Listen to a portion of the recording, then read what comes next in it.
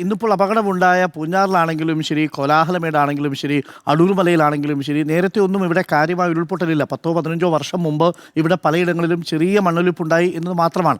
അവിടങ്ങളിലാണ് ഇന്നിപ്പോൾ ഉണ്ടായിരിക്കുന്നത്. അപ്പോൾ സുരക്ഷിതമെന്ന് നമ്മൾ കരുതുന്ന ഒരു സ്ഥലവും യഥാർത്ഥത്തിൽ സുരക്ഷിതമല്ല എന്നുള്ളതാണ്. ഇതിനകത്ത് അല്പം ആശ്വാസത്തിന് വക നൽകുന്ന 3 മാപ്പുകൾ കൂടി ഞാൻ പ്രേക്ഷകരെ കാണിക്കാം. ഇന്നത്തെ മഴ മുന്നറിയിപ്പാണ് പ്രേക്ഷകർ കാണുന്നത്. ഇത് പ്രകാരം വലിയ രീതിയിൽ റെഡ് അലേർട്ട് ഉള്ളതായിട്ട് കാണാം. മിക്കവാറുമുള്ള എല്ലാ സംസ്ഥാനങ്ങളിലും എല്ലാ ജില്ലകളിലും മഴ മുന്നറിയിപ്പുണ്ട്. പാലക്കാടും എറണാകുളവും ഒഴിച്ചു നിർത്തിയാൽ ബാക്കി എല്ലാ ഇടങ്ങളിലും റെഡ് അലേർട്ടായിരുന്നു. ഓറഞ്ച് അലേർട്ടാണ് ബാക്കി എല്ലാ സ്ഥലങ്ങളിലും ഉണ്ടായിരുന്നത്.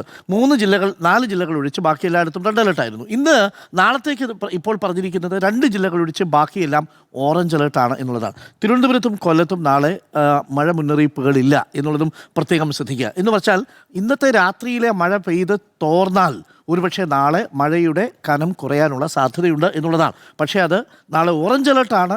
യെല്ലോ അലേർട്ടായിരുന്നു നമ്മളിത് കയറുന്നത് വരെയും. പക്ഷേ ഇപ്പോൾ ഓറഞ്ച് അലേർട്ടായിട്ട് മാറിയിട്ടുണ്ട്. ഏറെ ആശ്വാസകരമായ കാര്യം മറ്റന്നാളാകുമ്പോഴേക്കും മഴ പൂർണ്ണമായിട്ടും മാറും എന്നുള്ളതാണ് നിലവിലത്തെ കാലാവസ്ഥാ നിരീക്ഷണ കേന്ദ്രത്തിൻ്റെ ചിത്രങ്ങളിൽ നിന്ന് നമ്മൾ മനസ്സിലാക്കുന്നത്. ഇനി നാളെ മറ്റൊരു അലേർട്ട് വരുമെന്ന് നമുക്കറിയില്ല. മറ്റന്നാൾ 3-ാം തീയതി ഒരിടത്തും മഴ മുന്നറിയിപ്പില്ല, പച്ചയാണ് എല്ലായിടത്തും. പക്ഷേ നാളെ കാണുന്നത് തിരുവനന്തപുരവും കൊല്ലവും ഒഴിച്ച് ബാക്കി അങ്ങോട്ട് കാസർഗോഡ് വരെ ഓറഞ്ച് അലേർട്ടാണ് നൽകിയിരിക്കുന്നത്. ഈ ഗ്രാഫ് അല്പം ആശങ്കപ്പെടുത്തുന്നതാണെങ്കിലും ആശ്വസിക്കാൻ വകയുള്ളത് 3-ാം തീയതി, അതായത് മറ്റന്നാൾ മുതൽ മഴ കുറയും എന്നുള്ളതാണ്. അപ്പോൾ നാളെ ഉച്ചയോടുകൂടി ഇങ്ങനെയാണെങ്കിൽ മഴ കുറയേണ്ടതുണ്ട്. ഒരുപക്ഷെ നാളെ പകൽ 10 മണിയോടുകൂടി വെയിലൊക്കെ വന്നേക്കാനുള്ള സാധ്യതയുണ്ട്. ഇതാണ് സാഹചര്യമെങ്കിൽ. നമുക്ക് പറയാൻ കഴിയില്ല. നിലവിൽ അവിടെ ഈ ന്യൂനമർദ്ദ പാത്തി രൂപം കൊണ്ടതാണ് ഒരു പ്രധാനപ്പെട്ട കാര്യം.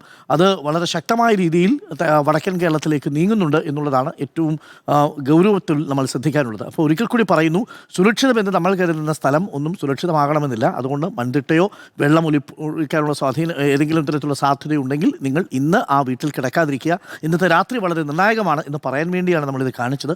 നാളെ കഴിഞ്ഞ് നിങ്ങൾക്ക് നിങ്ങളുടെ സ്വന്തം വീടുകളിലേക്ക് മടങ്ങി വരികയും ചെയ്യാം.